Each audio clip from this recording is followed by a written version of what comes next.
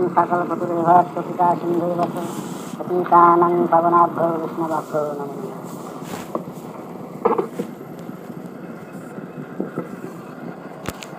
উপস্থিত ঈশ্বরের মহতীয় পুত্রগণ এবং ঠাকুরের ভক্তবৃন্দগণ, অধ্যকার সভায় আলোচনার বিষয়বস্তু গীতা, শ্রীমদ্ ভাগবত গীতা।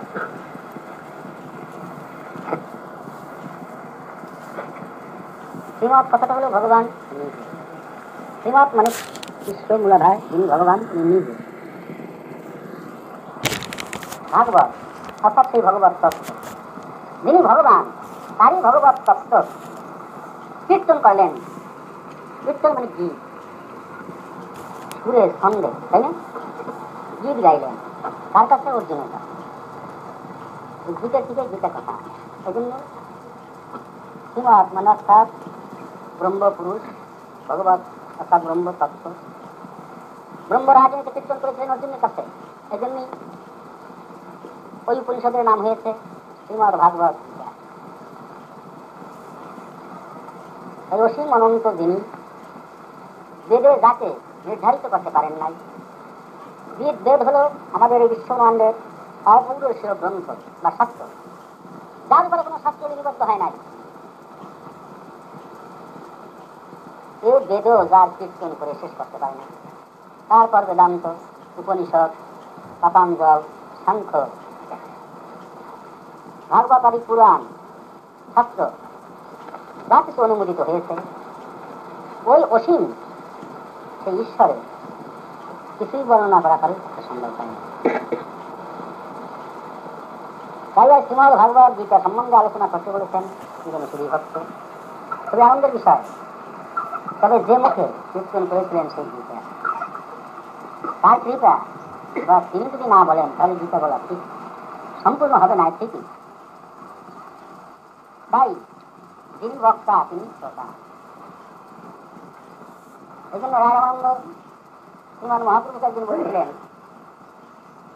মহাপ্রভু যখন কৃষ্ণ কথা শুনবার জন্য রামানন্দের কাছে ধন্যবাদ স্বীকার করেছিলেন, কৃষ্ণ কথা বলতে বলতে বলেছিলেন যে মোর মুখের বক্তা তুমি, তুমি হও শ্রোতা। অর্থাৎ আমার মুখে থেকে তুমি বলো, তুমি শ্রোতা হও, তাহলে আমি কৃষ্ণ কথা বলতে পারি। বাস্তবিক কৃষ্ণ কথা সুপবিত্র, শ্রবণে কর্ণ পবিত্র। নন্দ সূত্র জয়িলা করিল, কৃষ্ণ কথা অতি সুপবিত্র, যাহা শ্রবণ করা মাত্র মানুষ কর্ণ পবিত্র। আর এই বিশ্বব্রহ্মাণ্ডে জন্মগ্রহণ করে মানব দেহ ধারণ করে যে মানুষ কৃষ্ণ কথা শ্রবণ করে নাই, তার জন্মে ঠিক। যে মুখে কৃষ্ণ কথা বলে নাই তার মুখ বাজে নাই। যে নয়নে কৃষ্ণরূপ দর্শন করে নাই তার নয়ন বাজে নয়ন। যে কর্ণে কৃষ্ণ কথা শ্রবণ করে নাই সেই কর্ণ বাজে কর্ণ। যে নাসিকায় কৃষ্ণ গন্ধ ঘ্রাণ রস আস্বাদন করে নাই সেই নাসিকা বাজে নাসিকা। যে হস্ত দ্বারা শ্রীকৃষ্ণ গোবিন্দের পূজা করে নাই তার হস্ত বাজে। যে পদ দ্বারা গমনাগমন করে কৃষ্ণ কথা শ্রবণ করতে মানুষ যায় না, তার পদ বাজে পদ। যে মস্তক কৃষ্ণ পদে লুণ্ঠিত হয় নাই সেই মস্তক বাজে মস্তক। যে অঙ্গে কৃষ্ণ অঙ্গের পরশ পায় নাই সেই অঙ্গে বাজে অঙ্গ। তাই উচ্চ বংশে জন্মগ্রহণ করেও যদি কৃষ্ণ ভক্তি লাভ না হয় তাই তার বংশে ধিক। উচ্চ বিদ্যা লাভ করেও যদি কৃষ্ণ ভক্তি লাভ না করে তার উচ্চ বিদ্যায় ধিক। এইটা সুখদেব বলেছিলেন পরীক্ষিত, কতটা সত্য। তাই আজ এখানে যারা আপনারা বৈষ্ণব ভক্তগণ উপস্থিত হয়েছেন, গীতা সম্বন্ধে যে আলোচনা করতে আমাকে নির্দেশ করেছে, অতি ভালো কথা। যদি কারণ শাস্ত্রও বলে, কথাটাও সত্য, যে ভগবত ভক্ত যারা রাজহংস সমতানা এবং বৈষ্ণব যারা মহৎ তারা সুন্দরতা। কারণ মহতীয় গুণ যার থাকে তিনি পবিত্র, পবিত্রই মানব জীবনের সৌন্দর্য, তারা সুন্দর। যদি আমার কৃষ্ণ কথা অর্থাৎ গীতা আলোচনা করতে কোনো ত্রুটি বিচ্ছুতি ঘটে তাহলে আপনারা মহৎ কিনা বৈষ্ণব সুন্দর যেন আমাকে ক্ষমা করবেন। আর যদি কিছু গ্রহণ করবার মতো যোগ্য হয় তাই গ্রহণ করবেন। কারণ ভক্তের একটা স্বভাব থাকে রাজহংস সমান। রাজহংস জলে দুধে মিশ্রণ করে যদি দেয়, রাজহংসের দুধটা খেয়েছে, জলটা ভগবত ভক্ত রাজহংস সময় আমি সেইটাই মনে করি দুটা আলোচনা করবার জন্য।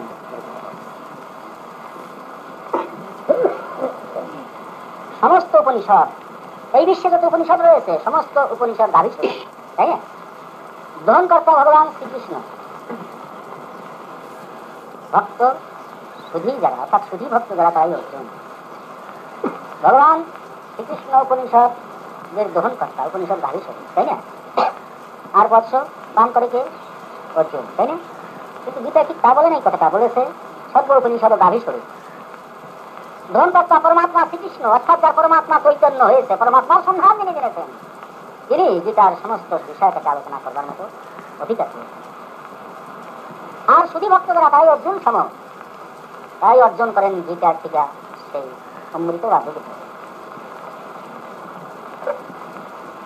সমস্ত উপনিষদ, যত উপনিষদ শাস্ত্র আমাদের এই পৃথিবীতে রয়েছে, সব উপনিষদই একটা পারিজাত ফুলের বাগান। সমস্ত উপনিষদ একটা পারিজাত ফুলের বাগান, এক একটা উপনিষদ এক একটা পারিজাত ফুলের বাগান। প্রত্যেকটি বাগানে এক একটা ফুল ফুটে আছে। উপনিষদ একখানা নয়, কিন্তু অনেক উপনিষদ। ঈশকট কেন এইসব উপনিষদ আছে? হ্যাঁ, বহুত উপনিষদ, মানে মূর্খণ্ড, মার্কণ্ড, চক্র, নানান রকম উপনিষদ রয়েছে। প্রত্যেকটি উপনিষদ একটা পারিজাত ফুলের বাগান, প্রত্যেকটি উপনিষদে এক একটা ফুল ফুটেছিল। কিন্তু আমার ভগবান শ্রীকৃষ্ণ কি করেছেন? অর্জুনকে জ্ঞান দেবার জন্য বা সুন্দর করবার জন্য ওই যে উপনিষদের ভিতরে এক একটা বাগান, এক একটা উপনিষদ, ওই বাগানের ভিতরে এক একটা পারিজাত ফুল প্রস্ফুটিত হয়েছিল, ভগবান শ্রীকৃষ্ণ সব উপনিষদের থেকে ওই এক একটা পারিজাত ফুল তুলে এনে একটা মালা রচিত করেছিল এবং সেই মালাটাই পড়েছিল অর্জুনের গলে। এই জন্যই যেটা সর্বশাস্ত্র সারভূতা, অর্থাৎ সকল শাস্ত্রের সারবস্তুকে আহরণ করে ওই মালা গেঁথেছিলেন ভগবান শ্রীকৃষ্ণ। এই হলো গীতার মূল কথাটা। গীতায় প্রথমেই বলেছে বিষাদ জল, তাই না? যে ধর্মক্ষেত্র কুরুক্ষেত্র সমবেত যজুঃসভা মমকা পাণ্ডবার শৈব কিম কুর্বত সঞ্জয়।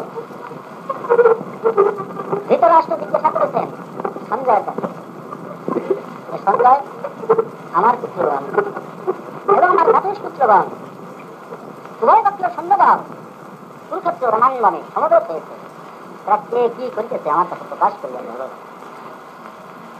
এই যে কথাটা বললেন ধৃতরাষ্ট্র, কিন্তু সঞ্জয় হস্তিনায়, ধৃতরাষ্ট্র হস্তিনায়। হস্তিনা হইতে কুরুক্ষেত্র 18 মাইল দূর। হস্তিনা হইতে কুরুক্ষেত্র 18 মাইল দূর। এই 18 মাইল দূরের সংবাদ কি করে সঞ্জয় ধৃতরাষ্ট্রকে বলবেন? কারণ একটা ঘরের পিছনে কি হয় এটাই তো এখানটা বলা যায় না, তাই না? আর 18 মাইল দূরে যুদ্ধ হয়, এখানে বসে কি করে সে বলতে পারে? এটা সম্ভব নয়। ধৃতরাষ্ট্র যখন বলেছেন, সঞ্জয় বলেছে আমার পক্ষে সম্ভব না। 18 মাইল দূরে যুদ্ধ হচ্ছে, কে কি করতেছে, কে কি বলতেছে, আমি আপনাকে কি করে শোনাবো? ভীষণ দুঃখ ধৃতরাষ্ট্রের মনে। কুরুক্ষেত্র যুদ্ধে সত্যি দুই দল সৈন্য সমবেত হয়েছিল, এ ঠিক। হস্তিনা হইতে কুরুক্ষেত্র 18 মাইল দূর, এ ঠিক। এখন যদি আমরা দেখি তাহলে হস্তিনা হইতে কুরুক্ষেত্র 18 মাইল কেন? অনেক দূর, 100-200 মাইল দূর হবে। কিন্তু তৎকালীন মাইল হয়তো একটু বড়ও ছিল, এরকম হতে পারে। সবটা 18 মাইলে লিখেছে। কিন্তু 18 মাইল দূরের সংবাদই বলা তো সম্ভব হতে পারে না সংবাদ দ্বারা। তাই 10 দিন কুরুক্ষেত্রে যুদ্ধ হয়ে গেছে, 10 দিন কুরুক্ষেত্রে যুদ্ধ হয়ে গেছে। ধৃতরাষ্ট্রের মনে কোনো শান্তি নাই। কেন শান্তি নাই? যুদ্ধের সংবাদ সে জানতে পারছে না। তাই ব্যাসমণিকে স্মরণ করেছিলেন যে কুরুক্ষেত্রে যুদ্ধ হচ্ছে, কে কি করতেছে আমি জানি না, আমার মনে একটা অশান্তি। ব্যাসদেব বললেন ঠিক আছে, সঞ্জয় তোমাকে জানাবে। তাই সঞ্জয়কে, সঞ্জয়ের মানস পুত্র হলো, দেশের মানুষ পুত্র সঞ্জয়, দেশের মানুষ পুত্র হলো সঞ্জয়। মানুষ পুত্র মানে জনৈক শিষ্য। অনেক মহাপুরুষের অনেক শিষ্য হয়, তাই না? জনৈক শিষ্য হয় তারা যারা তার আদর্শে অনুপ্রেরিত হয়ে যায়, তাই না? তারই সত্তা বা তারই শক্তি তাদের মধ্যে প্রকটিত হয় যদি, তাহলে জনৈক শিষ্য হয়ে যায় এবং মানুষ পুত্র বলা হয় তাদের। তাই সঞ্জয় তার মানুষ পুত্র তাকে দিব্য জ্ঞান প্রদান করলেন। বললো সঞ্জয় শোনো, দিব্য জ্ঞান ও দাদানি, দিব্য জ্ঞান ও দাদানি, আমি তোমাকে দিব্য জ্ঞান প্রদান করতেছি। তুমি দিব্য জ্ঞানের প্রভাবে 18 মাইল কেন, 18 লক্ষ মাইল দূরের সংবাদ তিনি বলেন। এটা গুরুর কৃপা। তাই সঞ্জয়ের প্রতি গুরু কৃপা লাভ হয়েছে। অর্থাৎ ওই জন্য গুরু দ্বারা তাদের মধ্যে ওই শক্তি থাকে উইল ফোর্স, যাতে ইংরেজিতে বলে, বুঝতে পারছেন? অর্থাৎ যে ইচ্ছা শক্তি প্রদান করতে পারে শিষ্যকে, সেইগুলো তিনি ধ্যানের দেবতা হয়, সবগুলো ধ্যানের দেবতা হয় না।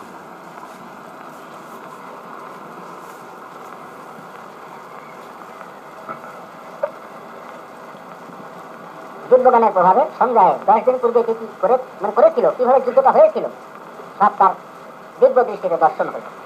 তাই প্রথম দিনের যুদ্ধের থেকে কি কি হয়েছিল 10 দিন পর্যন্ত কারণই ধৃতরাষ্ট্রকে বলতে লাগলেন। তাই সঞ্জয় ধৃতরাষ্ট্রকে বলেছিলেন যে শোনো, কুরুক্ষেত্রের যুদ্ধে 2 দল সৈন্য উপস্থিত হয়েছে, এ তো সত্য, 2 দল সৈন্য উপস্থিত হয়েছে। এখন দুর্যোধন বলতেছে দৃষ্টা কুপাণ্ডবনী কর্ণবুরং দুর্যোধনস্তদাচার্য মূল প্রসঙ্গম রাজা বসনম্ব বৃত, মানে সঞ্জয় বললেন যে দুর্যোধন বলতেছে যে পাণ্ডুর দলে কারা কারা মহারথী এসেছে, হ্যাঁ, এবং সেই সব মহারথীদের নামগুলি দুর্যোধন তাদের সৈন্যদের কাছে বলতেছে। যুধিষ্ঠির বলতেছে তাই ওই দলে কোন কোন মহারথীগণ এসেছে। এইরূপ কথোপকথন হচ্ছে, কিন্তু দেখা গেল কি যে 2 দলে বেশ সমারোহের সহিত যুদ্ধে প্রবৃত্ত হবে, প্রস্তুতি নিচ্ছে। এমতো সময় অর্জুন ভগবান শ্রীকৃষ্ণকে আদেশ করেছেন, কি আদেশ করেছেন? হে মধুসূদন, হে কৃষ্ণ, তুমি আমার রথখানা উভয় পক্ষীয় সৈন্যদলের মাঝখানে স্থাপনা করো, হ্যাঁ, আমি দর্শন করি কোন কোন বীর আমার সঙ্গে যুদ্ধ করতে আসছে। যোদ্ধার আদেশ, সারথী রথখানা উভয় পক্ষীয় সৈন্যদলের মাঝখানে নিয়ে, সারথীর কর্তব্য যোদ্ধা যা আদেশ করবে তাই পালন করা, তাই না? তাই যোদ্ধা আদেশ করেছে, সারথী তাই পালন করেছে। রথখানা নিয়ে উভয় পক্ষীয় সৈন্যদলের মাঝখানে রেখেছেন সারথী, কিন্তু সারথী লক্ষ্য করেছিল অর্জুন যখন বলে উভয় পক্ষে সৈন্যদলের মাঝখানে রক্ষণা রাখো, আমি দর্শন করি কোন কোন বীর আমার সঙ্গে যুদ্ধ করতে আসছে। এই যে কথাটা অর্জুন বলছিল, কথাটা বলছিল খুব গাম্ভীর্যতা, কারণ এটা স্বাভাবিক হয়ে যায়, তাই না? যুদ্ধ করতে গেলে বিপক্ষ সৈন্যদল যদি সামনে আসে তাহলে কথাটা অত সহজ কথা হয় না, তখন খুব উগ্রপন্থী হয়ে যায় মানুষ, তাই না? এবং কথাটাও খুব তেজপূর্ণ কথা হয়। অর্জুন অহংকারে বসে হয়ে বলেছিল আমি যে বীর, আমার মতো বীর কি আছে যে সাহস করে আমার সামনে ধনুক ধরতে পারে? তাই তাদের মাথা কাটা দেখি কোন কোন বীর উভয় পক্ষে সৈন্যদলের মাঝখানে রক্ষা রাখো। কেশব ঠিক কেশব তাই করেছিলেন। কেশব জানতেন, অর্থাৎ কৃষ্ণ জানতেন যে অর্জুন আজ আত্মহংকারে নষ্ট হয়ে সহ্যবীর্যশালী অর্জুন এমন কথা বলেছে, কিন্তু অর্জুন তো মায়াবাদী, অর্থাৎ মায়া ত্যাগ অর্জুন করতে পারে নাই, তাই না? তাই যখনই যুদ্ধে গিয়ে তার আত্মীয় স্বজন দর্শন করবে তখন শোকে দুঃখে অর্জুন ভেঙে পড়বে। ঠিক তাই হলো। তাই রথখানা রেখেই ভগবান শ্রীকৃষ্ণ একটু কথা বলেন, কারণ যোদ্ধা বলেছে আমি দেখবো কোন কোন বীর আমার সঙ্গে যুদ্ধ করতে আসে। এখানে সারথীর কোনো কথাই থাকে না, তবু সারথী কথা বলেছেন, কারণ সারথী সর্বজান্তা, তাই না? সারথী দিব্য দৃষ্টিবান, তাই সারথী কথা বলতেছেন। কি বলতেছেন? অর্জুন দর্শন করো কোন কোন বীর তোমার সঙ্গে যুদ্ধ করতে আসে। সারথী বলেছেন, সারথীর কোনো প্রয়োজনই ছিল না তা, কিন্তু ছিল, সারথী জানতেন, তাই ছিল। অর্জুনের অবস্থা তাই হল, হ্যাঁ, যুদ্ধ করতে গিয়ে সামনে শালা ভাই বন্ধু আত্মীয় স্বজন পিসা, তাই না, মামা, তারপর পিতামহ বিশ্বদেবে দেখলেন, গুরুকে দেখলেন, বানের গুরু দ্রোণ, তাই না, ইত্যাদি দেখে সত্যি তো শোকে দুঃখে অর্জুন ভেঙে পড়লেন, ভেঙেই পড়লেন। ভগবান শ্রীকৃষ্ণকে কিন্তু এই কথা অর্জুন বলেও ছিল, হে কৃষ্ণ, যাদের নিয়ে আমি রাজ্য করবো, তাই না, তারা যদি সবাই মরে যায় তাহলে শূন্য রাজ্য করে আমার লাভ কি? একথা ভগবান শ্রীকৃষ্ণ বলেছেন। ভগবান শ্রীকৃষ্ণকে বলেছেন অর্জুন, কারণ শোকে দুঃখ অর্জুন ভেঙেই পড়েছেন। অর্জুন আরো বললেন যে হে কৃষ্ণ, আজ যদি রাজ্য লোভে আমি যুদ্ধ করি, আমার আত্মীয় স্বজন ভাই বন্ধুগণ সব মরে যায়, আমি রাজা হবো, কথা সত্য, কিন্তু আমার বংশধারা যারা বেঁচে থাকবে, অদূর ভবিষ্যতে যারা আসতেছে বা আসবে, হয়তো আমরা সেদিন থাকবো না। তারা যদি জানতে পারে বা শোনে যে আমারই পিতা পিতামহগণ না পিতৃপুরুষগণ এই অবস্থায় যুদ্ধ করে রাজ্য লোভে তারা আত্মীয় স্বজন সব ধ্বংস করেছিল, তাহলে আমাকে তারা মন্দ না বলে পারবে না। একটা রাজ্যের লোভে, তাই না, আত্মীয় স্বজন সব ভোগ করেছিল, কিন্তু আমার পূর্বপুরুষগণ ইত্যাদি ইত্যাদি অর্জুন বলতে লাগলেন। তাই অর্জুন বলতে বলতে শেষে বলল, হে কৃষ্ণ, আমি যুদ্ধ তো করবোই না, ঠিক, কারণ যুদ্ধ করবো না কেন? এই যুদ্ধ করে আমার কোনো সুখ শান্তি হবে না। যাদের নিয়ে রাজ্য করবো তারা যদি মরে যায় তাহলে সুখ শান্তি হবে না, অর্থাৎ যুদ্ধ করে লাভ, এর কি জঙ্গলে গিয়ে ভিক্ষান্ন জীবিকা নির্বাহ করবো, এটা আমার শান্তি। অর্জুন তা বলেছিলেন, নকাঙ্ক্ষে বিজয় কৃষ্ণ নাথ রাজ্য সুখানিত, তাই না, আমি আত্মীয় স্বজন বধ করে এই রাজ্যের সুখ আমি চাই না, এর কি জঙ্গলে গিয়ে ভিক্ষান্ন জীবিকা নির্বাহ করা আমার শ্রেয়, একথা অর্জুন বলেছেন। আরো বললেন, আমার এই যে যুদ্ধে যে ভাই বন্ধুগণ মারা যাবে, এদের স্ত্রীগণ সব বৈধর্ব আচরণ করবে, তাই না? বিধবা হয়ে যাবে। বিধবা হয়ে গেলে কি হবে? যৌবন দ্বারা তারা সম্বরণ করে রাখতে পারবে না, তাই তারা পরপুরুষ ব্যবহার করবে এবং তার দ্বারা হয়তো সন্তান উৎপাদন হবে, সেই সন্তান হবে বর্ণ সংকর, এবং এই বর্ণ সংকরে যদি আমার পূর্বপুরুষকে পিণ্ড প্রদান করে তাহলে আমার 14 পুরুষ নরকগামী। শাস্ত্রের যে কথাগুলি রয়েছে অর্জুন ঠিক তাই ভগবান শ্রীকৃষ্ণকে বললেন স্ত্রী সুদুষ্ট আছে যাতে বর্ণ সংকর, এরকম কথা অর্জুন বলেছে।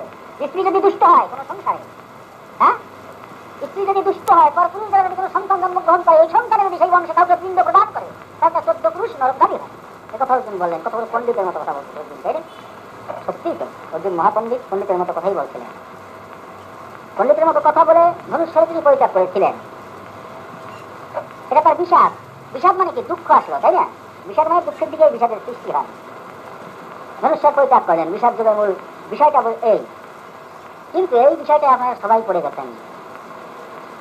এই যে বিষয়টা, বিষাদ যুগের যে বিষয়টা, এই বিষয়টা বিশ্ববাসী সবাই পড়ে গেছেন।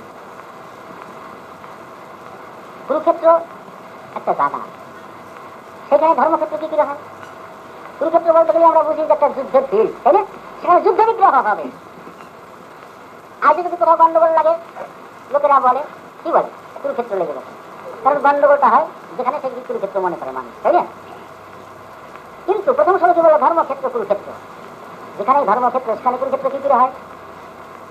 ভাই ব্যাসদেব যে গীতা লিখেছেন, লেখকের এমনই কারুকার্য, সাহিত্যিকের এমনই লেখার সঙ্গ চিন্তা করা যায় না। একটা ঐতিহাসিক ঘটনাকে কেন্দ্র করে সম্পূর্ণ আধ্যাত্ম জীবনের কথা বলেছেন লেখকের এমন কারুকার্য, তাই না? তিনি কি বলেছেন? কুরুক্ষেত্র মানে করক্ষেত্র, কুরু মানে করো, কি করো? এই ক্ষেত্র, কি করো? ধর্মক্ষেত্র। তাই বলেছে ধর্মক্ষেত্র কুরুক্ষেত্র, ধর্মক্ষেত্র করো তোমার এই ক্ষেত্রকে। দেখাই একটা ঐতিহাসিক ঘটনা বলেছে, সব আধ্যাত্ম জীবনের কথা, প্রত্যেকটি মানুষ জীবনের কথা বলেছেন। একা অর্জুনকে লক্ষ্য করে কথা বলেছেন ভগবান শ্রীকৃষ্ণ, তাই না? গীতায় তাই লিখেছেন না? কিন্তু বলেছেন একা অর্জুনকে বিশ্ববাসী মানুষের সবাই সার্বজনীন করা বলেছেন, তাই না? অর্জুন যা প্রশ্ন করেছে তার ব্যক্তিগত প্রশ্ন নয়, সার্বজনীন মানুষের প্রশ্ন। ভগবান শ্রীকৃষ্ণ যে জবাব দিয়েছেন ব্যক্তিগত একটা অর্জুনের প্রতি জবাবটা দেন না, সম্পূর্ণ বিশ্ববাসীর মঙ্গলের জন্য জবাব দিয়েছেন। তাই একটা দৃষ্টান্ত দেখাইয়া সার্বজনীন মঙ্গল সাধন করেন, তাই না? এই জন্যই গীতা উপনিষদের পাঠ এটা বোঝার ভাই কঠিন ব্যাপার রয়েছে। আমাদের এই দেহক্ষেত্রকে ধর্মক্ষেত্র করতে হবে। ধর্মক্ষেত্রে যতক্ষণ না করা যায় ততক্ষণ শান্তি রাজ্য প্রতিষ্ঠিত হয় না। কুরুক্ষেত্র যুদ্ধের মূল বিষয়বস্তুটা কি ছিল? হ্যাঁ, আসুরিক বৃত্তি, হ্যাঁ, যেসব রাজাগণ সেই আসুরিক বৃত্তিগুলিকে ধ্বংস করে শান্তি রাজ্যের সঙ্গে স্থাপন করবে, ভগবান শ্রীকৃষ্ণের উদ্দেশ্য ছিল তাই, তাই না? তাই কুরুক্ষেত্র যুদ্ধে জয়যুক্ত হয়েছিল পাণ্ডু পুত্রগণ, তাই না? জয়যুক্ত হয়েও দেখা গেল এই জয়যুক্তের মূলাধারে শ্রীকৃষ্ণ, তাই না? কিন্তু কৃষ্ণ সে রাজ্য চায় নাই, রাজ্য দিল ওই পাণ্ডুপুত্রগণকে। এখানে বোঝার বিষয় রয়েছে, খুবই বোঝার বিষয় রয়েছে। গীতা গীতা পাঠ করলে হয় না, গীতা জ্ঞান দ্বারা বিচার করা লাগে। তাই গীতার না জানে প্রথম অধ্যায়কে যদি শুধু তাহলে তার গীতা জানা অসম্ভব। তাই গীতার প্রথমে জানতে হবে যে কথাগুলি কি, মানে জ্ঞান, তাই না? সংজ্ঞা হলো জ্ঞান। আমাদের এই দেহটাই কুরুক্ষেত্র, ধর্মক্ষেত্র করা লাগবে। একদল কি, একদলকে আমরা বলি পাপী, তাই না? ন্যায়কারী। আর একদল ন্যায়কারী, সাধু, তাই না? অর্থাৎ তারা ধার্মিক। তাই যুধিষ্ঠিরের দলটাকে ধার্মিক বলা হয়, যুধিষ্ঠির ধর্মপুত্র, তাই না? আর দুর্যোধনকে বলা হচ্ছে পাপী, তাই না? আপনি যেটা কাকার ছেলে, তাই না? যুধিষ্ঠিরের অর্থাৎ জ্যেষ্ঠতা হলো ধৃতরাষ্ট্র, তাই না? আর দুর্যোধনের কাকা হলো পাণ্ডু, তাই না? এই যে কাকার আর জ্যাঠার ছেলেরা গন্ডগোল করছে, যেটা তাই দেখাচ্ছে না? দুটো গুণের ব্যাপার, তাই না? দুইটা গুণের ব্যাপার, একটা সাত্বিক গুণ আর একটা তামসিক গুণ আর রজগুণ, এই তিনটে গুণের ব্যাপার। রাজসিক গুণে ছিল দুর্যোধন, আর সাত্বিক গুণে পরিপূর্ণ ছিল যুধিষ্ঠির, তাই না? ধর্মপরায়ণ। জন্মার পরেই প্রত্যেকটি মানুষের দেহে কাম, ক্রোধ, লোভ, মোহ, মাৎসর্য, হিংসা, নিন্দা, দম্ভ এগুলো পরস্পর কাতরতা থেকে ওঠে, ওঠে না? আবার দয়া, ধৈর্য, ক্ষমা, দান, তপস্য, কতগুলি বৃত্তি থেকে ওঠে না? এই দুই দলের এক সংঘর্ষ চলছে আমাদের মধ্যে। প্রত্যেকটি মানুষ যুগ যুগান্তর সৃষ্টির প্রথমে থেকে মহাযুদ্ধ। এই কুরুক্ষেত্র গীতার কথাটা হলো তাই, আমাদের দেহে ওই দুই দল রয়েছে, হ্যাঁ? জীবাত্মার মহারথে অর্জুন সে ঘুমান্ত রয়েছে, হ্যাঁ, 12 বছর বনবাস, 1 বছর অজ্ঞাত রয়েছে, তারপরে সে রাজ্য পেয়েছে, তাই না? গীতা তাই বলছে না, বা মহাভারত তাই বলে না যে 13 বছর এই অবস্থা কেটে যাওয়ার পরে রাজ্য পেয়েছে, তাকে রাজ্য থেকে কাকে পাঠাইছে? আমরা আসেন নাই, পাঠাইলেন কৃষ্ণকে, তাই না? ঐতিহাসিক ঘটনায় তাই দেখা যায়, কৃষ্ণকে দূত দিয়ে পাঠাইলেন। কৃষ্ণ দিয়ে বললো দুর্যোধন তুমি যুধিষ্ঠিরদের অর্থাৎ পঞ্চপাণ্ডবদের রাজ্য দিয়ে দাও কিছু অংশ, তো তোমারই ভাই, এ নিয়ে গন্ডগোলের সৃষ্টি হয়। অত কথা বলতে আমি যাচ্ছি না। যাই হোক, দুর্যোধন বলল যুদ্ধ, বিনা যুদ্ধে না হাইলে সুসূত্র মেরে, তাই তো যুদ্ধের যোগাযোগ প্রথম যেতেও চেয়েছিল ভগবান শ্রীকৃষ্ণের চক্রান্তে দুর্যোধন কমন করাইছে। এটা শ্রীকৃষ্ণের চক্রান্তে দুর্যোধন কমন করাইছে, কারণ তার ভাইরে ভাব দেবে না এমন মন দুর্যোধনের ছিল। যাই হোক, যুদ্ধ তিনি করাবেন, হ্যাঁ, আসরিক বৃত্তিকে তিনি ধ্বংস করবেন, তাই না? শান্তি রাজ্য সংস্থাপন করবেন, এইটা হলো ভগবান শ্রীকৃষ্ণের ইচ্ছা। তাই তো গীতায় বলেছেন যে যদা যদা হি ধর্মস্য গ্লানির ভবতি ভারত অভ্যুত্থানম ধর্মস্য তদাত্মানম শ্রীরামহম। অর্জুনকে বলেন নাই, হ্যাঁ, পরিত্রাণায় সাবিনাং বিনাশায় দুষ্কৃতম ধর্ম সংস্থাপনার্থায় সম্ভাবামি যুগে যুগে। ভগবান সত্যি এই ধর্মকে রক্ষা করার জন্য তিনি যুগে যুগে আসেন এবং স্থাপনও করে যান। এখন বিষয়টা হলো তাই, এই যুদ্ধের বিষয়টা তাই, আমাদের দেহের ব্যাপারটাও তাই। কুরুক্ষেত্রের ব্যাপারটা আমাদের এই দেহের 2 দলের সমবেত, অর্থাৎ 2 দল রয়েছে, তাই না? সদ্গুণের একটা বৃত্তি আমাদের মধ্যে চলছে, তমগুণ রজগুণের বৃত্তি আমাদের মধ্যে চলেছে, তাই না? যে গুণের অধিকারী তার মধ্যে সেই সব বৃত্তি চলছে, কিন্তু এর মধ্যে একটি লোক বিবেক, তাই না? অন্যায় কাজে মানুষ যখন প্রবৃত্তি হচ্ছে বিবেকে সারা দিচ্ছে ওই পথে, তাই না? কিন্তু নিজেকে সারা মানে না, কারণ দুর্যোধনকেও তো অনেক সময় সারা দিয়েছিল, তার স্ত্রীও বলেছিল এমন অন্যায় কাজ তুমি করো না, তাই না? ভগবান শ্রীকৃষ্ণ বলেছিল যে দুর্যোধন তুমি একটু চিন্তা করে দেখো, এমন কথা বলতে নাই তোমারই ভাই, তাকে তুমি কিছু দেখে না, তাই না? ঈশ্বর আছে, ভগবান আছে, তাকে লক্ষ্য করে কথা বলে। দুর্যোধন তখন বলেছিল তবে আমি কি কেন যথানি যুক্ত হসমি কথাই করনি। এটা মহাভারতের শ্লোক বলছি, মহাভারতের কথা বলছিল, ঋষিকেশ আমার হৃদয় থেকে যাহা করান আমি তাহাই করি। ঈশ্বর তখন হেসেছিলেন, তাই না? কথাটা তো ঠিক, হ্যাঁ। বাস্তবিক আজ গীতা যদি বসতে হয় আমাদের একটু বেশি করে বলছি, কথাটা কেন সহজের কাছে গীতা বড় কঠিন, বুঝাতে গেলে সবার পক্ষে কষ্ট হয়। আমাদের এই দেহে এই 2টা দল রয়েছে,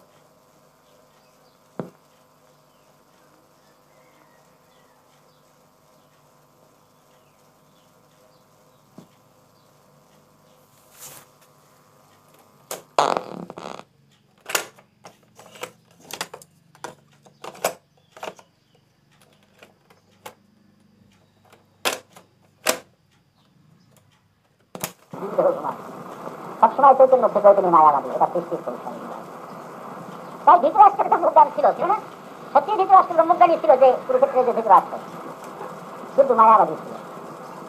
দুর্যোধন অন্যায় করেছে তবে কিছু বলছে, তাই না?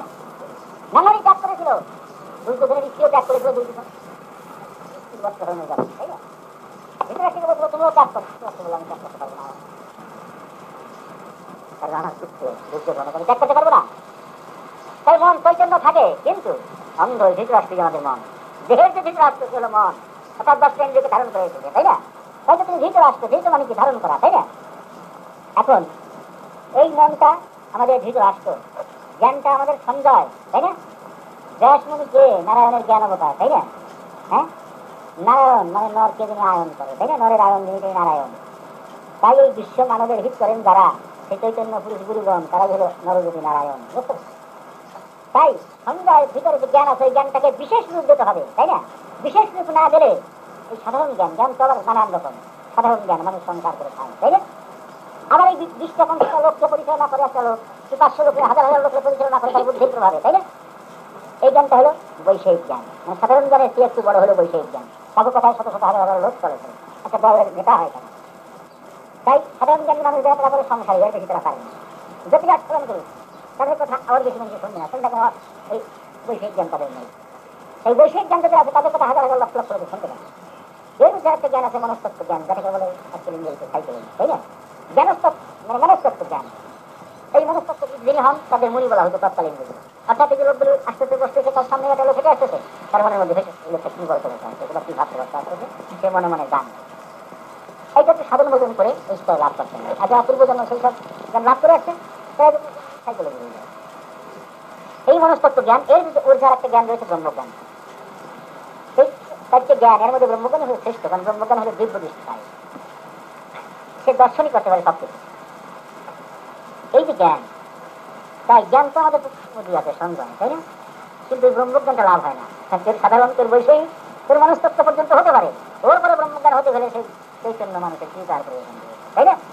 এখন সেই কৃপা যখনই আমরা পেয়ে যাই তখনই তো শ্রীকৃষ্ণ কান্ডারে হইয়া, তাই না, আমাদের এই রথখানা পরিচালনা করেন। অর্জুনের রথ তিনি পরিচালনা করেন তা নয়, আমাদের রথ পরিচালনা করেন। মানুষ যখন গুরু গ্রহণ করে, তাই না, কি করে? তখনই যুদ্ধব্রতী হয়। কি যুদ্ধ? সেটা সাধন যুদ্ধ, তাই না? গীতার যত যুদ্ধ সব সাধন যুদ্ধ। আজ দীক্ষা শিক্ষা যখনই মানুষ নেবে সাধনে ব্রতী হবে। সাধনে চলে আসবে বাধা, অর্জুনের যেমন বাধা এসেছে। কাম কামনা ত্যাগ করতে হবে, নিষ্কাম হতে হবে, হ্যাঁ, ব্রহ্মচর্য পালন, সাধন বিষয়বস্তু অনুধাবন করতে হবে ধীরে ধীরে, তাই না? একটা পথ। এখন এই অনুধাবন করতে গেলে, একটা পথকে অনুধাবন করতে গেলে, অনুসরণ করতে গেলে সেই নিয়মগুলি মানতে হবে, তাই না? সেই নিয়ম তখন এই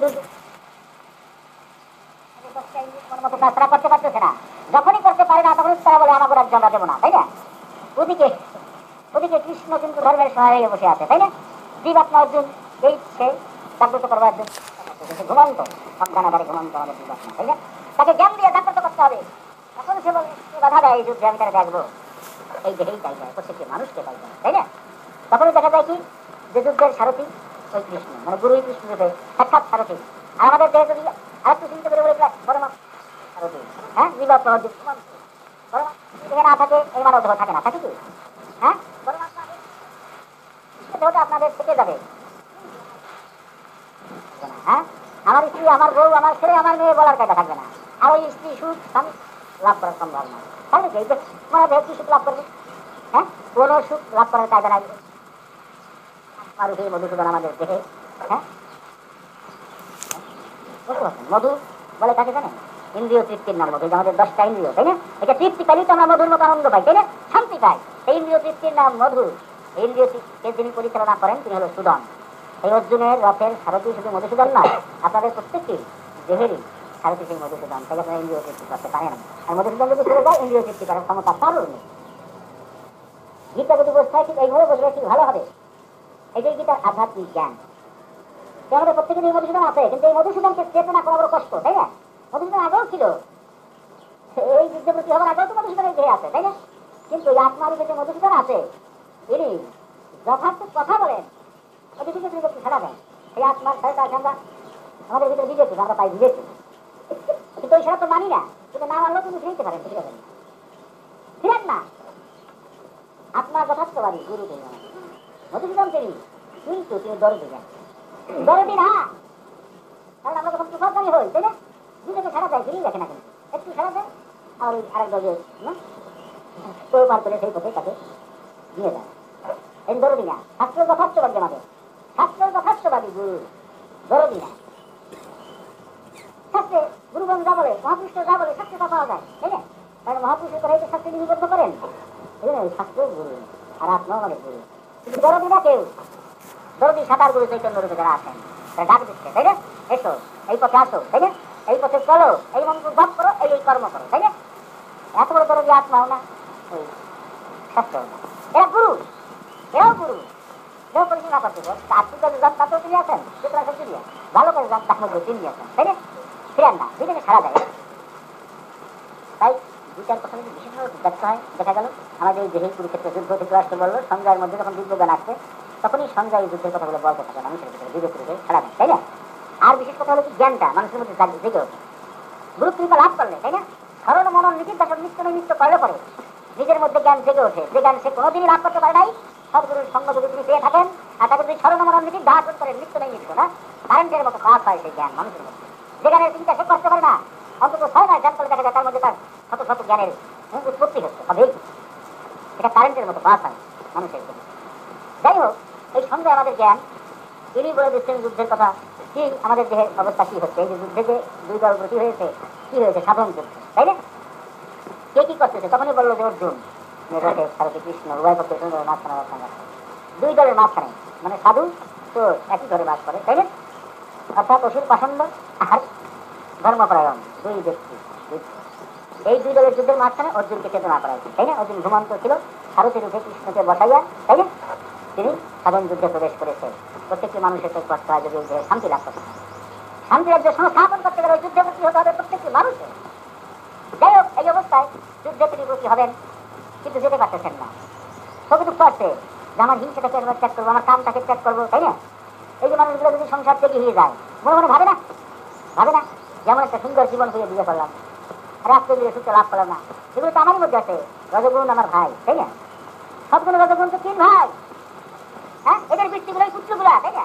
মনের মধ্যে বাবা সে থেকে হয়ে গেলাম, সংসারে এটা হইলো ওটা হইলো, জাগতিক ধর্মের প্রতি লক্ষ্য থাকে তখন, তাই না? এটা আছে বিশ্বাস, আর এগুলোকে ধ্বংস করে চলে যাবো, তাতেও তো আছে বিশ্বাস। আসলে এই বিষয়টা ভোগে বহু হলো যাদের আছে সাধনের রোগ, তাই না?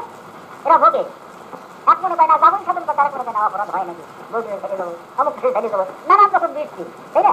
জেগে ওঠে এই বৃত্তিগুলিকে আমি সেই প্রতিফলন করলাম না, বৃত্তির যে কামনা বাসনা সেগুলো পূরণ করলাম না, এটা বিষাদ। এই বিষয়ে ধনুষ্যর পরিত্যাগ করছে। কি ধনুষ্যর? সাধন, হ্যাঁ, সাধনের যুদ্ধের অনুরাগ ধনু, তাই না? আর নাম বান পরিত্যাগ করেন, না মানে করা যান আমাদের সংসার অনুরাগ ঝামেলা, তাই না? সাধন যুদ্ধে যাবেন পারেন না, ওইরূপ বিষাদ প্রত্যেকটি মানুষের। তাই ভগবান শ্রীকৃষ্ণ বলেছিল অর্জুন তুমি যুদ্ধ করবে না বলছো, তাই না? ধনুষ্যর পরিত্যাগ করলে তুমি, এই যে একটা কথা, এটা ভগবান শ্রীকৃষ্ণ পরের অধ্যায় বলেছিলেন। কিন্তু এই যে যুদ্ধের জন্য গীতা পাঠ করে প্রথম অধ্যায় রয়েছে আরো কয়েকটা কথা, যেমন দুর্যোধন বলেছিল সৈন্যগণকে, তাই না? যে দেখো সৈন্যগণ, আমাদের মধ্যে সেনানায়ক হলো বিশ্ব, তাই না? ওরা বিশ্বদেরকে রক্ষা করে, এ কথাটা বলছি। কারণ ওরা অসংযমী, অ্যাকচুয়ালি অসংযমী থাকে আসরিক ব্যক্তি যতক্ষণ থাকে মানুষের, তাই না? এই বিশ্বদেব হলো সংযমী, তাই না? ব্রহ্মচারী। তাই বলেছিল বীর্যকে তোমরা রক্ষা করো, অর্থাৎ বিশ্বকে রক্ষা করা মানে কি? আমাদের দেহের আধ্যাত্মিক দিকটা যদি চিন্তা করতে হয় আমাদের দেহের বীর্যকে রক্ষা করতে, তাই বিশ্ব রক্ষা হবে, বিশ্ব হলো ব্রহ্মচারী, তাই না? তাই দুর্যোধন বলেছিল বিশ্ব ধীরা ধীর প্রীতম, হে সৈন্যগণ, আমাদের সেনার বিশ্ব, এই বিশ্বকে তোমরা রক্ষা করো, অর্থাৎ ব্রহ্মচর্যকে পালন করো। কেন শক্তি হবে না, ব্রহ্মচর্য শক্তি না হলে ইন্দ্রিয়গুলিকে জয় করা যায় না, মনকে জয় করা যায় না, ঠিকই। যুধিষ্ঠির তা বলেন না, যুধিষ্ঠির বলছে এই সৈন্যগণ, আমাদের সৈন্যদের মধ্যে সেনানায়ক হলো ভীম, ভীমকে রক্ষা করো। ভীম মানে কি? পবন পুত্র ভীম, বায়ু, তাই না? এই বায়ুকে রক্ষা করো, অর্থাৎ বায়ুর সুসন্ধান জানো। বায়ুকে যদি বন্ধ করা যায়, আকাশের বেগ বন্ধ করা যায়, দেহের বায়ুকে যদি বন্ধ করা যায়, বীর্য ব্রহ্মণ দেশে নিষ্কাম হয়ে যায় মানুষ।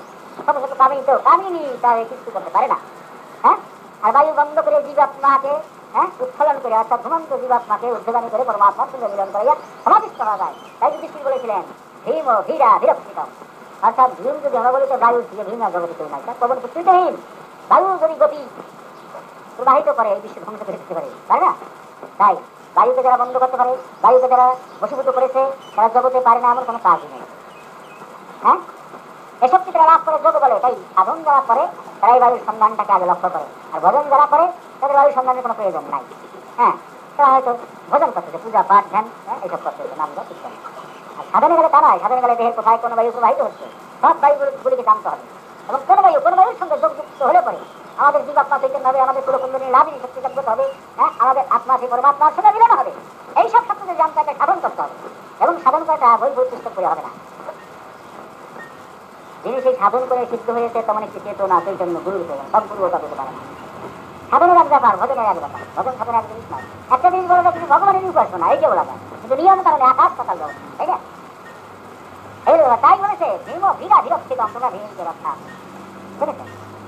তাই যেটা আধ্যাত্মিক ভাবে বুঝলাম দেহের ব্যাপারে, এটা যদি রক্ষা করতে তাহলে বীর্য রক্ষা করে বায়ুগুলিকে বশীভূত করতে হবে। বায়ুগুলিকে বশীভূত করলে মন বশীভূত হবে। মন আমাদের কি চঞ্চল, দেখেছো? হ্যাঁ, বলতো প্রলয় পাহাড় নদী ভেদ হইয়া কত দেশের দৃষ্টান করে চলে যায়, বায়ু মনের গতির সঙ্গে চলে যায়, পারে, হ্যাঁ? এই মনকে যদি বশীভূত করতে হয় বীর্য ধারণ করা লাগে, এবং বায়ুগুলিকে বশীভূত করা লাগে, তাহলে মনকে বশীভূত করা যায় না, ধ্যানে মন বসে না। মন ধ্যানে বশীভূত হয়ে কথা সত্য, কিন্তু ধ্যানেই তো মন আসবে না যতক্ষণ এইসব বিষয়বস্তু মানুষ অবলম্বন না করতে পারে। এই জন্য বলছি যে ধনুষ্য পরিত্যাগ করলেও ভগবান ছাড়েন না, কারণ ভগবান যিনি, হ্যাঁ, কিন্তু সাকারে এসেছেন, আত্মারূপে আছেন ঠিকই, আবার সাকারে তার কর্মভাব হয়ে আছেন, তাই না? তাই অর্জুনকে যুদ্ধ না করেই ছাড়বে না, অর্থাৎ সাধন করেই ছাড়বে না, হ্যাঁ। যে যুদ্ধ থেকে গতি হয়েছেন তার যুদ্ধ যদি হয় তাহলে অর্জুন ধনুষ্যের পরিত্যাগ করলেও কৃষ্ণ না করে ছাড়বেন, অর্থাৎ শান্তি রাজ্য তার সঙ্গে স্থাপন করতে গেলে, এই দেহেরও শান্তি রাজ্যের সঙ্গে স্থাপন করতে গেলে সেভাবে প্রতিনিধিত হতে হবে। তাই ভগবান শ্রীকৃষ্ণ বলেছিলেন যে অর্জুন, তুমি কথা বলছো সব পণ্ডিতের মতো, কাজ করতেছো সব মূর্খের মতো, হ্যাঁ? তুমি বললো অনিত্য সংসার, আর যা কথাবার্তা বলতেছো এটা পণ্ডিতের মতো কথা, কিন্তু পণ্ডিত এমন দুঃখ হওয়া উচিত। যারা পণ্ডিত তাদের সব দুঃখ নাই, তাই না? যারা পণ্ডিত তারা জানে আমরা মরি না, হ্যাঁ, এই জগতে কেউ কেউ না, তাই না? ওই দেখো দেখো ভাই অনন্ত আকাশে, অনন্ত আকাশের পাখি উড়ে উড়ে আসে, ঝাঁকের পাখি ঝাঁকে আসে, ঝাঁকে যায় উড়িয়া, ধরো ধরো ভাবের পাখি ভাবের মন্ত্র দিয়া, বিনা দেশের পাখি তুমি খুশি হয়ে এখন, তোমায় নিয়ে সেই দেশে করিবে ভ্রমণ, নানা জাতি পাখি এত বৃক্ষে থাকি, জামিনী জাতিনীয় সুখে, কৃষি প্রভাব বলে উড়ি দলে দলে উড়ি যায় ঝাঁকে ঝাঁকে, হ্যাঁ, উড়ি যায় ঢাকে ঢাকে। তেমনি মানুষেরই দশা, একই দুর্দশা, ছায়া প্রাণে সম্বন্ধ কাপস্য পরিবেদনা। হ্যাঁ, ভগবান শ্রীকৃষ্ণ তাই দেখা দেন, ওই আকাশ পানে তাকাই দেখো। হ্যাঁ, আকাশ পানে তাকাও, তাকালে কি হবে দেখবে কি? আকাশের দিকে ঝাঁকে ঝাঁকে পাখিগণ, হ্যাঁ, এই সংসারের বৃক্ষে আছে। কেমন? যেমন সন্ধ্যাবেলা দিবাকা রাস্তা চলে চলে যায়, যখন নিশার আধার ঘনিয়ে আসে, নানা জাতি পাখি দূর দূর থেকে উড়ে উড়ে এসে একটা গাছে আটকায় না, তাই না? দেখেন নাই একটা গাছে বহু প্রকার পাখি সন্ধ্যাবেলা বসে, তাই না? কতটুকু সময় থাকবে এই পাখিগুলা? একটা রাত্রি কাল যাপন করবে, তাই না? একটা রাত্রি কাল যাপন করবার জন্য পাখিগুলো থাকে। কিন্তু দেখা গেল কি সকালবেলা ওই পাখিগুলো আবার যার যার ডাক ছেড়ে চলে যায়, কোনো পাখি কোনো পাখির দিকে থাকে না। এই সংসার রূপ বৃক্ষে, তাই না? প্রাণ রূপ পাখি দেহ ধারণ করে আসছে সংসার একটা বৃক্ষ। যতদিন কাল যাপন তার করতে হবে, 50, 60, 100, 200, 200 যাই হোক, সেই কদিন কাল যাপন করে সে চলে যাবে। তার জন্য যদি ওই সেই সংসার রূপ বৃক্ষের আড়ার পাখিরা, তাই না, কেন্দ্রে কেন্দ্রে যদি মাথাও ভাঙে, তাই না, ওই পাখি ফিরে আসে না কারোর থেকে। আসে কি? হ্যাঁ, তোমরা দেখেছো যে মানুষ মরলে কামড়ে ফিরে আসে? আসে না। আসে কি? আসবে না। যদি তোমার হতো আসতো, ওরা কেউ কেউ না। হ্যাঁ, যার যার আসা যাওয়ার মধ্যে সেটা আছে, বুঝতে পারছো? হ্যাঁ, এই ছেলে বলো পুত্র বলো তারে কি বলো, সবার মধ্যে তুমি, তাই না? ভগবান সেই পরমাত্মা সবার মধ্যে থাকে, আমার মধ্যে হচ্ছে, আমার ছেলের মধ্যে হচ্ছে, আমার বউয়ের মধ্যে হচ্ছে, আমার বাবার মধ্যে হচ্ছে, তাই না? কেউ কেউ কেউ না, আবার সবাই আমার। এই জগতের সবাই আমার, আমি সবাকার, কিন্তু কেউ আমার না, আমিও কেউ না, তাই না? তবে এটা মায়া। এই যে জগৎটা মায়া দ্বারা সৃষ্টি করেছে, মায়া যতক্ষণ থাকে না হয় মানুষের, কতদিন বসতে পারে না, ততদিন আকার পাথার হয়ে কাঁদে, তাই না? জানে যে মানুষ মরে গেলে আর ফিরে আসে না, আর মরণ যার যেদিন থাকবে সে ঘরে বসে মরবো মরবে, তাই না? কিন্তু তবু মানুষ প্রবোধ পেতে পারে না, দেখে চোখের সামনে যে কত অতিথি, তাই না? আসে যায়, আসে যায়, তাই না? অতিথি না? আর যেগুলি আমরা আজকে আমরা অতিথি, আপনারা আসছে এখানে সবই অতিথি, তাই না? সব 2 ঘন্টা ঘন্টা করে আপনারা শুনে যাবেন, আমরা হয়তো আজকে থাকবো, কাল শুনে যাবো, তাই না? এই বাড়ির যে বেটা, এই বেটা তো 50 বছর পর চলে যাবে, এও তো অতিথি, এও তো থাকবে না বাড়িতে, তাই না? অতীত ছাড়া কে জগতে? এই যত অতিথি আসে এই জগতে, তাই না, তারা চলে যায়, তাদের শিক্ষা ধুম আমরা তো চোখের সামনে অহর্নিশি দেখি, তাই না? তবু তো ভাঙে না সেই মায়া ধুম। দেখেছো কি অবস্থা? হ্যাঁ, দেখি প্রতিটা মারা গেল, পিতাও মারা গেল, প্রয়োজন তারে, তাই না? কিন্তু আমিও যে পুরো যাবো একদিন ওইভাবে, হ্যাঁ, আগুনের ভিতরে, তাকে চিন্তা করি না, আর চিন্তা করলেও তো মায়া ত্যাগ করতে পারি না। তাই ভগবান শ্রীকৃষ্ণ গীতা বলেছিল, জন্মান্য না, ভগবান শ্রীকৃষ্ণ বলেছিল যে দৈব চেষ্টা গুণমায়া মমমায়া দুরক্ষয়া মানে বর্জ্য প্রপদ্যন্তে মায়া আমি তরুণ অর্জুন, দৈব মায়া দ্বারা আমি যে আমি সকল ব্রহ্মাণ্ড সৃষ্টি করেছি, আমার এই মায়া করলে এমন শক্তি কোনো মানুষের নাই, এমনকি দেবতার নাই, ব্রহ্মা বিষ্ণু শিবেরও নাই, এমনই এই মায়া। তবে যে ভক্ত অন্যান্য কীর্তনান্ত মান যোজনা পরিচিত পশ্চাতে দেশানিত্য বিদ্যুৎ জানান বললেন যে ভক্তরা আমার সঙ্গে অন্তরে বা মনে মনে যোগযুক্ত থাকে, আমি কৃপা করি আর সেই ভক্তদের মায়া পাশ মুক্ত করিয়া থাকি। কথাটা সত্য, তাই না? যিনি বাঁধতে পারেন তিনি ছাড়াতে পারেন, এই জগতে যিনি বাঁধতে পারে সে ছাড়াতে পারে। আর তোমার যতদিন আছে ততদিন আমি বলতে পারো, আর তোমার যেদিন থাকে না সেদিনকে আমি বলতে পারো, অর্জুন পারে নাকি? অর্জুনের কথা না, কেউ পারো না। হ্যাঁ, তোমার আত্মা বেরিয়ে গেলে সে পারবে নাকি বলতে? জানি শুধু পারবে বলতে, জানি শুধু কেউ পারবে না, পারবে? আত্মাই আমি, কিন্তু মায়া তারা এমন ভাবে ভগবান সৃষ্টি করেছে মানুষ জানতে পারে না যে আমি কি। যদি কোনো মানুষ জানতো যে আমি বস্তু আত্মা আমার, মনে রাখবে জানে না, তাই না? যদি জানতো আর দেখতো তাহলে বলতে পারতো আমি ভগবান, তাই না? আত্মা যখন অজর আমার চির নিত্য শাশ্বত, তা আত্মাকে যিনি জানেন তিনি বলতে পারেন আমি ভগবান, আমি অজর আমার, এটা তিনি বলতে পারেন। এই জানার জন্যই সাধনা, তাই না? এই জীবের হয় না আত্মতত্ত্ব জ্ঞান, শিক্ষা শিক্ষা মিলেই সাধন সিদ্ধ হবে জ্ঞান, তাই না? অন্ধকারে ঘুরে মরে থাকতে শোনার মানুষ বর্তমান, তাই না? আত্মতত্ত্ব না জানিয়া যে যদি কৃষ্ণ তত্ত্ব আছে, আলো দূরে নাকি মূর্খরা শুধু অন্ধকারে না আছে, বুঝতে পারছো? নিজেকে নিজে না জেনে যদি কৃষ্ণ কথা বলে কেন্দ্র বেড়ায় জগতে জগতে, তাই না? তাই আলো থাকে দূরে, ভিতরে মূর্খরা অন্ধকারে না আছে। এই আত্মতত্ত্ব জ্ঞান লাভ করা প্রয়োজন রয়েছে। হ্যাঁ, এই জন্য কৃষ্ণ আজ যোগ মার্গ শিক্ষা দিচ্ছেন আত্মতত্ত্ব। বলে অর্জুন তুমি বোঝো না, শোনো, কে মরে কে অনিত্য, আত্মা আছে চির নিত্য সত্য, তাই তুমি আছো। যে আত্মা যতক্ষণ আছে তুমি ততক্ষণ আছো, তুমি সেই নিত্য সত্য বস্তুকে অনিত্য বললা কি করে? তুমি পণ্ডিত হিসেবে মুখের মতো কথা বলছিস, কত চমৎকার যুক্তি আনতে দেখছে। আর সেই যে আত্মা, সেই যে তুমি, সেই তুমিকে মারতে পারে এমন কেউ আছে নাকি জগতে? তুমি বিচার করে দেখো অর্জুন, নৈনান চিহ্নন্তি শস্ত্রাণি নৈনান দহতি পাবক, তাই না? নৈনান চিহ্নন্তি শস্ত্রাণি নৈনান দহতি পাবক, না সৈন্য প্লেদান তাপ না সাথে মারি। অর্জুন তুমি লক্ষ্য করে দেখো, নৈনান চিহ্নন্তি শস্ত্রাণি অর্থাৎ অস্ত্র দিয়ে এই দেহটাকে কাটা যায়, তোমাকে কাটা যায় না। অর্থাৎ তুমি মানে আত্মা, আত্মাকে কোনো অস্ত্র দিয়ে কাটা যায় না, দেখেছো? নৈনান দহতি পাবক, আগুন আগুন দিয়ে আত্মাকে পুরান দেয় না, পুরান যায় দেহকে, তাই না? পুরান যায় দেহকে। নয় প্লেট প্লেট মানে জল, জল দ্বারা পুরান ভিটান যায় দেহকে, আত্মা ভিটে না। না সচেতী মারুত অর্থাৎ বায়ু দ্বারা শুকান যায় দেহকে, আত্মা ভেজেও না, শুকায়ও না, পড়েও না, কাটেও না। তাই একজন বুদ্ধের মতো কথা বলছে কেন তুমি চিন্তা করে দেখো।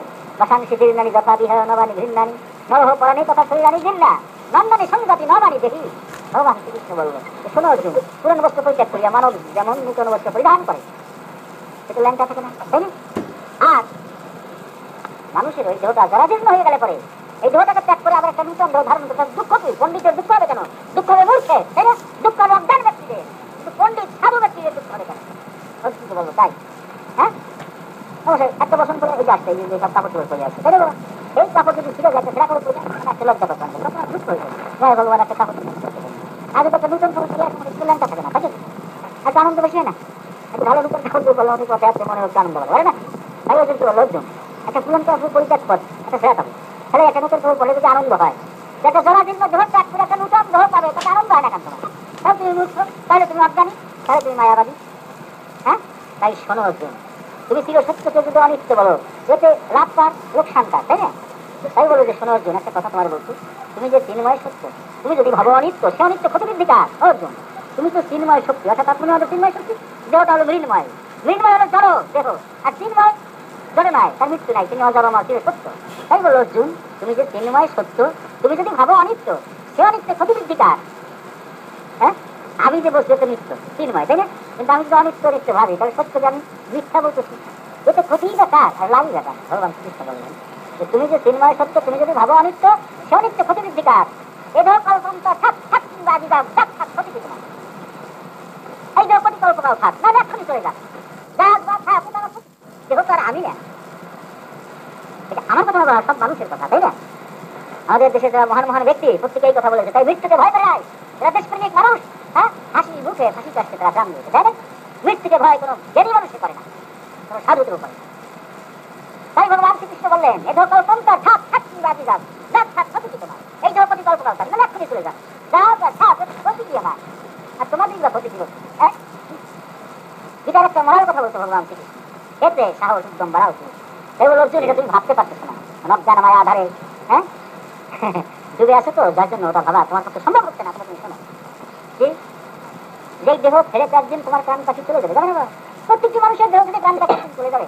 তাই বললো হে অর্জুন, তুমি শ্রবণ করো, এই দেহ ছেড়ে যখন তোমার প্রাণ পাখি একদিন উড়ে যাবে, হ্যাঁ, সেদিন তো দেহের সঙ্গে প্রাণের কোনো সম্বন্ধ থাকবে না। তাই তো বলা হয় তারা প্রাণ অসম্বন্ধ তা কষ্ট পরিচয় না, হ্যাঁ, আমাদের যে প্রাণ এটার সঙ্গে সম্বন্ধ নাই, কিন্তু এদের আশ্রয় মতো না, ইচ্ছা মতো চলে যাবে, ইচ্ছা মতো আসবে, তাই না?